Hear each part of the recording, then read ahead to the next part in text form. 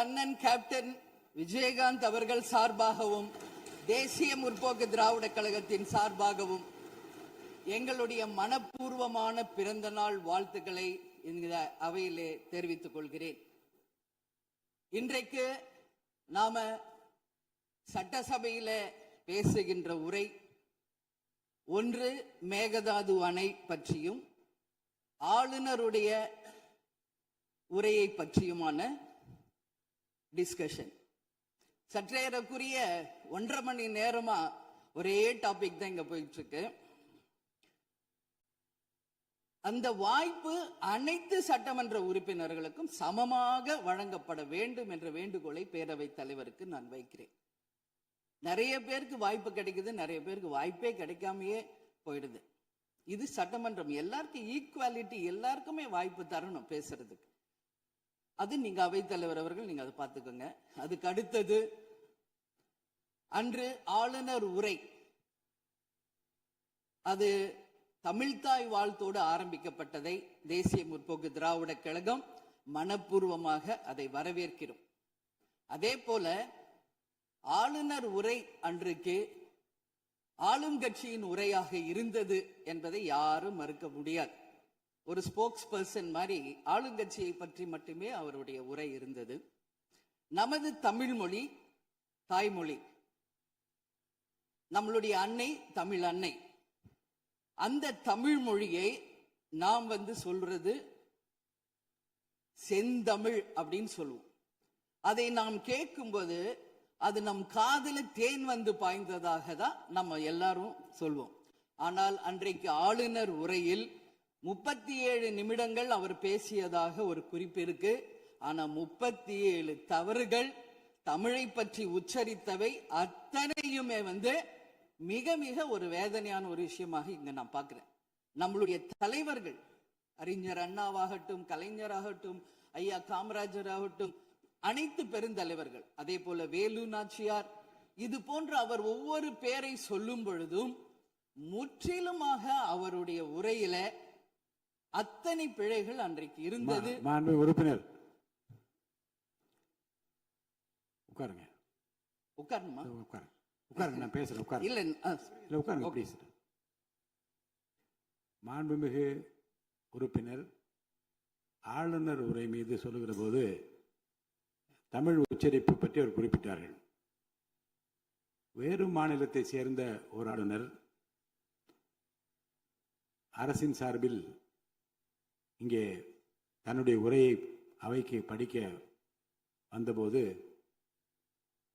புதிதாக தமிழகத்தில் வந்திருக்கிற வேறு மாநிலத்தை சேர்ந்த நம்முடைய ஆளுநர் முதலில் எல்லா தலைவருடைய பெயரையும் உச்சரிக்க முயன்றதை நாம் முதல்ல பாராட்ட கற்றுக்கொள்ள வேண்டும்.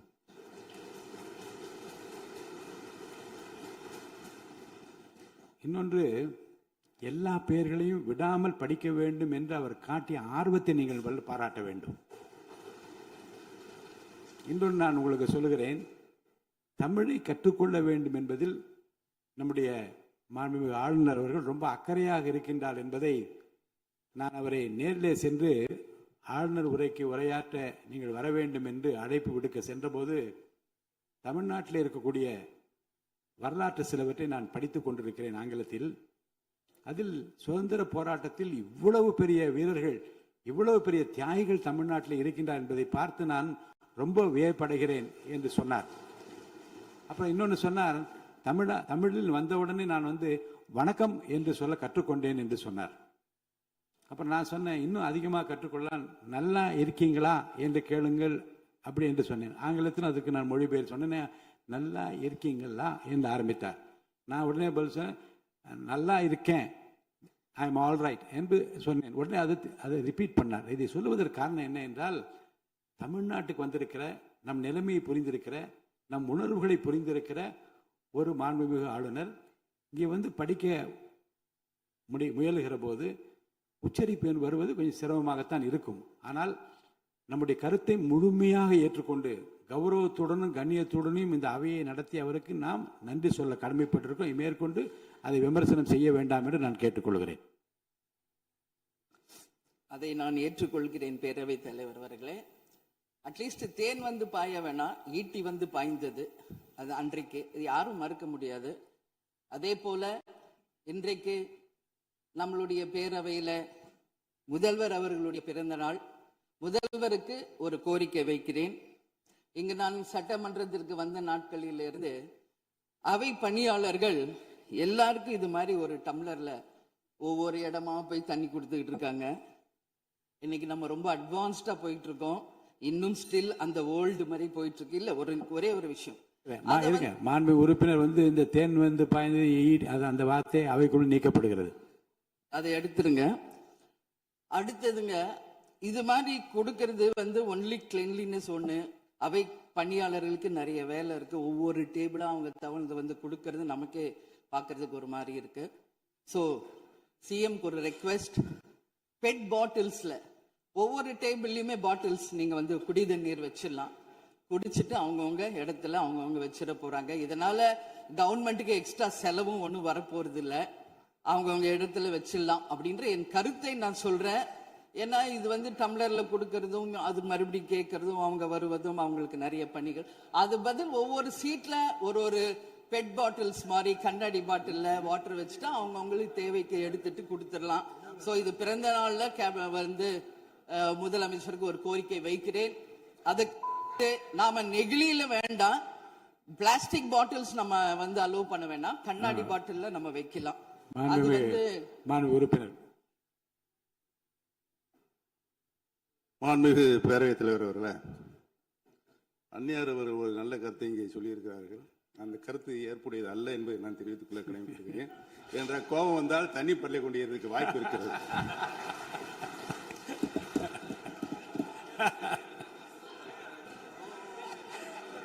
உறுப்பினர் பேசலாம்.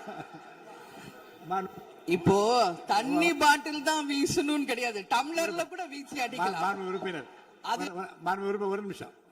தலைவர் அவர்களே, நம்முடைய மாண்புமிகு முன்னாள் முதலமைச்சர் அண்ணன் ஓபிஎஸ் அவர்கள் ஒரு நிகழ்வை குறிப்பிட்டு அதை எரிவதற்கான தண்ணி பாட்டிலை எரிவதற்கான வாய்ப்பு இருக்குது என்று சொன்னார்கள். ஒருவேளை அவருடைய தனிப்பட்ட அனுபவத்தின் காரணமாக அதை அவர் இங்கே குறிப்பிடுறாரா என்பதை நான் அறிய விரும்புகிறேன்.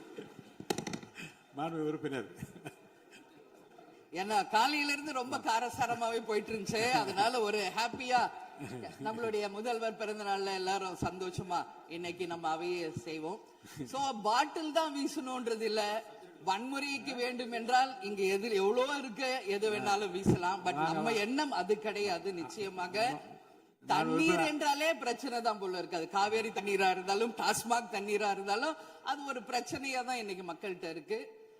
உறுதியாக காவேரியிலும் சரி மேகதாதுலும் தமிழ்நாடு சட்டமன்ற உறுப்பினர் மட்டும் இல்ல, யாரும் அதற்காக விட்டு கொடுக்க போவதில்லை என்பது உறுதி. இன்னைக்கு நம்ம முதல்வர் அவரும் புதிதாக முதல்வராக இருக்கிறார். கர்நாடகா முதல்வரும் முதல் முறை முதல்வராக வந்திருக்கிறார். கேரள முதல்வரும் முதல் முறை முதல்வராக வந்திருக்கிறார்கள். சோ 3 முதலமைச்சர்களும் ஒன்று நட்பு ரீதியாக பேசி இந்த பிரச்சனைக்கு தீர்வு காணலாம். அப்படி இல்லை என்றால் அவங்க சொல்றது கேட்கலன்னா பக்காவா நம்ம வந்து சட்ட ரீதியாக ரொம்ப ரொம்ப பழமையான ஒரு விஷயத்தை அன்னைக்கு நான் சொன்ன மாதிரி பேசிக்கிட்டே தான் இருக்கிறோம். இது வந்து முழுமையாக தீர்வடைய வேண்டும்ன்றதா எல்லாருடைய கருத்து. இன்னைக்கு நம்மளுக்குள்ள வாதங்கள் பிரதிவாதங்கள் டிஸ்கஷன்ஸ் இங்கு வந்தாலும் இது நிரந்தரமாக தீர்க்கப்பட வேண்டும் என்பதில் யாருக்கும் மாற்று கருத்து இல்லை. இப்ப 2026 இருக்கும், 2026 வரைக்கும் இது கண்டினியூ ஆகக்கூடாது, இன்னொரு 100 ஆண்டு காலத்திற்கு என்பதுதான் எல்லோருடைய எண்ணம். சோ அது நடக்கணும். அது மட்டும் கிடையாது, இன்றைக்கு நேற்று நடந்த ஒரு விஷயம் தமிழ்நாட்டில். நேற்று நான் நேரடியாக சென்று பாதிக்கப்பட்டவங்களை பார்த்தேன். yesterday was a black day for Tamil Nadu. Sunday black சண்டேவாக நேற்று இருந்தது. இதுவரைக்கும் தமிழகம் காணாத ஒரு பேர் விபத்து. இன்னைக்கு பேரிடர் வந்து எவ்வளோ பிரச்சனைகள் இருந்தாலும் ஒரு அமோனியா தாக்குதல்ல இத்தனை பேர் பாதித்தது தமிழக வரலாற்றில் முதல் முறை. அனைவரும் வடநாட்டை சேர்ந்த பெண்கள், 20 வயசுல இருந்து 25 வயசுக்குள்ள இருக்கிற இளம் பெண்கள். அவங்கள நேரா பார்க்கும்போது மிக மிக மனசுக்கு கஷ்டமாக இருந்தது. என்ன ஃபேஸ்ல பாக்குறோம், உதடு காது மூக்கு எல்லாம் ப்ளீட் ஆயிட்டே இருக்கு. அப்போ டாக்டர்ஸ் அங்க எக்ஸ்பிளைன் பண்ணாங்க, இங்க வெளியே நம்ம என்ன பாக்குறோமோ அதுதான் இன்னர், அதாவது லங்ஸ். இதை பற்றி ரொம்ப விரிவான விளக்கத்தை எல்லாம் அமைச்சர் அளிச்சிட்டாங்க. இதை சுருக்கமாக அதை நான் பார்த்தேன், சரியானது தான். நீங்க மேற்கொண்டு அதை பற்றி பேச ஆளுநர் உரைக்கு நன்றி தெரிவிக்கிற கருத்துக்கு வந்திருக்கீங்க நீங்க. கண்டிப்பாக. அதனால நான் நினைச்சேன் இன்னைக்கு ஒரு நிமிஷம் அவங்களுக்காக நம்ம மௌன அஞ்சலி செலுத்துவோம் என்று நான் எதிர்பார்த்தேன். இருந்தாலும் பரவாயில்லை. சோ அவங்களுக்கு நான் நேத்தே சொன்னபடி முதலமைச்சர் அவர்கள் 2 லட்சம் ரூபாய் கொடுத்திருக்கார். உடனே அமைச்சர்கள் போய் பார்த்தாங்க. அதெல்லாம் பாராட்டுக்குரிய விஷயம். ஆனாலும் ஏழ்மை குடும்பத்திலிருந்து வந்திருக்காங்க. சோ கன்சிடர் பண்ணணும்னு சொல்லி நான் கேட்டுக்கிறேன். உரிய சிகிச்சை தரப்படுகிறது. அவங்க பிழைப்பது நிச்சயம் கடவுள் கையில இருக்கிறது. சோ எல்லாரும் அவங்களுக்காக ப்ரே பண்ணுவோம் சொல்லி இந்த நேரத்தில் நான் கேட்டுக்கொள்கிறேன். ஒரு பெண்ணா அந்த பெண்களை பார்க்கும்போது என்னால் அதை ஏற்றுக்கொள்ள முடியலை. அதனாலதான் சபையில் அதை நான் பேசுகிறேன். அதே போல இன்னைக்கு முதல் முறையாக மற்ற சப்ஜெக்ட் எல்லாம் பேசிட்டு இருக்கேன். என்னுடைய தொகுதியை பற்றி இதுவரைக்கும் நான் பேசவே இல்லை. நான் சட்டமன்ற உறுப்பினராக வெற்றி பெற உறுதுணையாக இருந்த திராவிட முன்னேற்ற கழகத்திற்கும் அதன் தலைவர் அண்ணன் ஸ்டாலின் அவர்களுக்கும் இந்த நேரத்தில் என் நன்றிகளை தெரிவித்துக் கொள்கிறேன். விருதாச்சலம் தொகுதி 2006 புரட்சி கலைஞர் கேப்டன் அவர்கள் முதல் முறையாக வெற்றி பெற்று ஒரு சரித்திர சாதனை படைத்த தொகுதி. மீண்டும் அந்த தொகுதியிலேயே என்னை வெற்றி பெற செய்த விருதாச்சலம் தொகுதி மக்களுக்கு என்னுடைய மனப்பூர்வமான நன்றிகளை இந்த அவையிலே தெரிவித்துக் கொள்வதில் பெருமை அடைகிறேன். அதே போல அந்த விருதாச்சலம் தொகுதி மக்களுக்கு நான் என்னைக்கும் உண்மையாக இருப்பேன், நேர்மையாக இருப்பேன் என்பதையும் இந்த நேரத்தில் தெரிவித்துக் கொள்கிறேன். அவைத்தலைவர் அவர்களே, இதுல விருதாச்சலம் தொகுதிக்கு தேவையான அத்தனை விஷயங்களும் நான் எழுதியிருக்கேன். அவை நேரத்தை நான் அதிகம் ஏற்றுக்கொள்ள எல்லாருக்கும் வாய்ப்பு தரணும் அப்படின்றதுனால ஒரு 3 பாயிண்ட் மட்டும் சொல்றேன். முடிந்த பிறகு இதை உங்க நேரடியா உங்க கையில் நான் தருகிறேன். அதை நீங்கள் எடுத்து தீர்மானமாக நிறைவேற்றி அதை நிறைவேற்றி தரணும்னு சொல்லி கேட்டுக்கிறேன். விருதாச்சலம் ஒரு மாவட்டமாக அறிவிக்கப்பட வேண்டும் என்று ஒரு நீண்ட நெடிய கோரிக்கை பல ஆண்டுகளாக இருக்கிறது. அதுதான் அங்கு எல்லா மக்களினுடைய விருப்பம். அதை நீங்கள் முதல்வர் அவர்களும் அவைத்தலைவர் அவர்களும் கவனத்தில் கொண்டு விருதாச்சலத்தை ஒரு தனி மாவட்டமாக அறிவிக்க வேண்டும் என்பதை இந்த நேரத்தில் நான் சொல்கிறேன். அதே போல பீங்கான் தொழிற்சாலை மற்றும் கல்லூரி தமிழ்நாட்டில் வேறு எங்குமே கிடையாது. அது விருதாச்சலத்துல மட்டும்தான் இருக்கு. கவர்மெண்ட் அந்த ஃபேக்டரியும் சரி, ஒரு காலேஜும். பட் ரொம்ப ஒரு நலிவுற்ற நிலையில் இருக்கிறது. சோ அதை நீங்க கட்டாயமாக மிகப்பெரிய அளவுல டெவலப் பண்ணி அதன் மூலம் வேலை வாய்ப்பையும் அதே நேரத்தில் எக்ஸ்போர்ட் பண்றதுக்கும் கட்டாயம் அரசு நிச்சயம் எங்களுக்கு ஒத்துழைக்க வேண்டும் என்பதை கேட்டுக்கொள்கிறேன். விவசாயம் நிறைந்த பகுதி, அங்கு குடிதண்ணீர்ல மாசு இருக்கிறதுனால நிறைய மக்களுக்கு கிட்னி பாதிக்கின்ற ஒரு நிலைமை இருக்கு. சோ அங்க கூட்டு குடிநீர் திட்டத்தை கொண்டு வர வேண்டும். மரவள்ளி கிழங்கு, மக்காச்சோளம், நெல், கரும்பு இவைதான் அங்கு அதிகமாக விளைகிறது. சோ விவசாயிகளுக்கு முழு கடன் தள்ளுபடி செய்து விவசாயிகளுக்கு எல்லா விதத்திலும் இந்த அரசு உறுதுணையாக இருக்கணும் சொல்லி நான் கேட்டுக்கிறேன். அதே போல டெல்டா பிரச்சனை மட்டும் கிடையாது, இது தமிழ்நாடு பிரச்சனை.